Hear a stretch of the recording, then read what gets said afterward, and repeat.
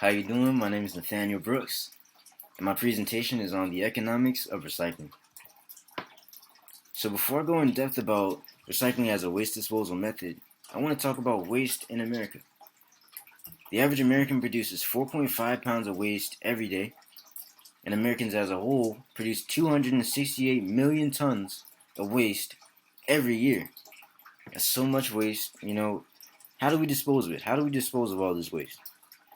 So here are the waste disposal methods. The most common waste disposal methods in America are landfills, incineration, recycling, and composting. So with landfills, that's the act of physically burying your waste underground. Incineration is when you burn your waste. Recycling is when you take the waste and you turn it into a new usable material. And composting is when you take the waste, you let it decompose, and you turn it into a soil type of substance. Landfills are the most unsustainable waste disposal method. They take up a lot of space, and they cause runoff, odor emission, and greenhouse gas release.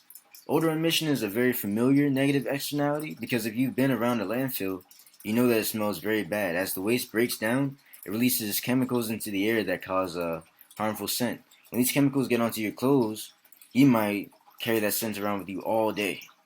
And areas around landfills are not the most desirable places to live. People are warded off by that bad stench. Sometimes animals won't even get near a landfill unless it's like very hungry. Like you might find rats, scavengers that might want to go and eat the waste. Greenhouse gas is released from the landfill because as the waste is breaking down, carbon dioxide, methane, and other substances are brought into the air. Greenhouse gases lead to global warming. They break down our ozone layer and it's very bad for the environment. We've been using landfills for a very long time in America, and it's time for us to move into a more sustainable waste disposal method. So recycling is the most sustainable waste disposal method. You're not letting anything break down, and you're taking something that you used to use in the past, and you're turning it into something new.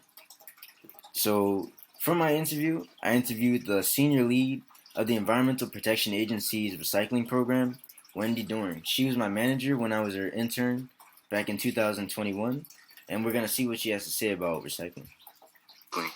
Recycling is taking items that could have been thrown away in the landfill back in the day, and now we are becoming more environmentally conscious, and we are recycling items to reuse them again. We're saving landfill space, we're being environmentally friendly, we're being good stewards of the earth.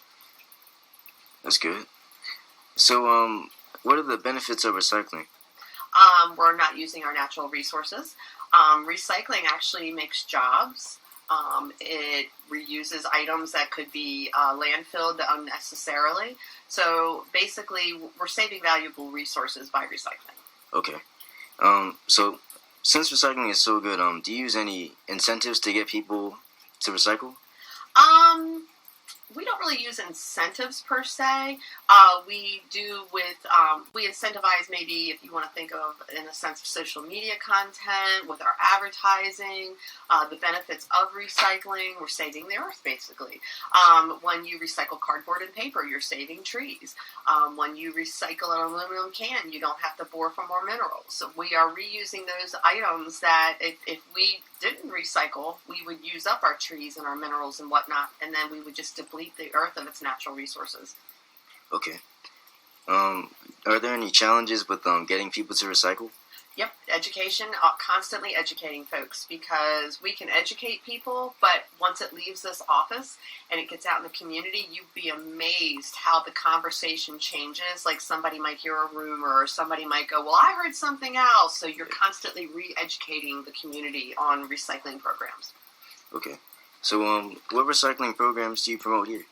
Lots of them. We have, of course, our single-stream recycling. Okay. We do tire recycling, electronics recycling, textile clothing recycling, oil, gas, and antifreeze, oyster shell recycling. I have to look at my list. Hold on a second. Let's go over here. Ag plastic, compost and mulch. It's something called bulky donation. Basically, things that people almost throw away. Yeah. See those items on the wall over there? Those are items that we recover that could have been landfilled, but we donate them out to nonprofits to be reused. batteries, electronics, food scraps, propane cylinders, lithium-ion batteries, oyster shells, textiles, tires, and again, the single stream. That's everything. Wow. That's a lot of stuff. And again, we're preventing these items from entering the landfill. These items can all be reused, recycled. Yeah. There's no need for them to be in the landfill. Nice. Could you go more in depth about the single stream recycling? Sure. What would you like to know? So, I know it's very beneficial. Like, you don't have to take the time to sort out everything. But at some other places, like at my school, we have like different places to sort out like paper and plastic. Okay, so there's a dual stream recycling, and then there's a single stream recycling. Single stream recycling is paper, plastic, metals. Where dual stream takes a different approach, where they might just do dual too, paper and or metals, or paper and or plastics. So Harford County chooses to do single stream recycling. And again, this is the single stream recycling list here, paper, plastic, metals. We promote our recycling listing out in the community several times a year. We educate the public on acceptable items and not acceptable items. And the biggest thing is film plastic recycling. We do not put plastic bags in single stream. Okay. We have an identification chart up there that does the plastic numbers 1 through 7. Film plastics are number 4. They don't go to the same single stream recycling center. Film plastics, your plastic bags and whatnot, they go to a completely different single stream recycling facility. Alright, so that's the end of my interview with Wendy Dorn. But I'm going to talk more about the benefits of recycling myself. Clean. Recycling is taking... So, but recycling has many benefits. Environmental benefits include using less of our natural resources, preserving ecosystems, and reducing greenhouse gas emissions. So every time you manufacture a product, you have to go through the process of collecting and using raw materials. So, for example, if I'm trying to create new paper, I have to cut down trees to make that paper. And when you cut down the trees, you destroy the habitats of many animals. And did you know that deforestation, like the process of cutting down trees and removing forests, that's the leading cause of extinction. So when you cut down less trees, when you use less natural resources, you preserve natural environments and you preserve ecosystems and species. It's great for the environment to recycle. And also you save money on production. So instead of just like using new raw materials, like sending people out to like gather more materials or paying somebody to use their raw materials, you just take some recycled material and turn it into something new. So you save money on production. And recycling creates new products. The possibilities are endless to what you can create with recycling. So you can take a plastic bottle that you already drank from, you can turn it into something that's way more valuable, like a fleece that you can sell, a backpack that a kid could use and bring it to school, a carpet for your house, a sleeping bag. You're taking old products that would have been thrown away, that seem useless, and you're turning it into something new, giving it a new purpose. Somebody could use these products for the next few years. Although recycling is good, there are costs to recycling. Some of the costs include the time that it takes to sort out recyclable materials. So if you have single stream recycling, it's convenient for people to start recycling like with single stream because you just put every recyclable material into one bin. But at the recycling facility, you have to take out the plastic, take out the paper. It's not the biggest deal in the world, but it takes time to recycle out the material. Sometimes people make mistakes with single stream recycling, and they put the wrong items into the single stream recycling bins. So sometimes you might have food scraps. You might have... My bad. I'm sorry. You might have paper towels. Paper towels, you can't put those into single stream recycling because they can absorb food and chemical waste, and they can end up being contaminants for the rest of the recyclable material in the bin. So putting the wrong items into the recycling bin, that can, take up time, that could waste a little bit of money.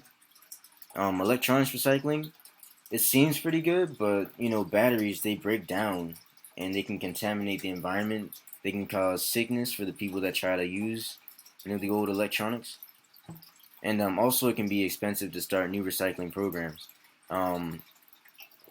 It's expensive time-wise and financially because say I have a new business and for years everybody at the business has just been throwing things in the landfill, just like throwing things into one trash can. It's easy. You don't have to think much about where your waste goes. And think about trying to buy new recycling bins and trying to teach people to use the recycling bins in the right way. That's going to take a lot of time and energy, but in the end, it's worth it. Recycling is great for the environment and it's great for your pockets. In the long run, you'll save money, you'll save natural resources. And so I hope that in the future, more of us start to recycle. And this is the end of my project. I'm N.Brooks, and I can't go without talking about my sources. I got 2 pages of sources, and I'll share them with you.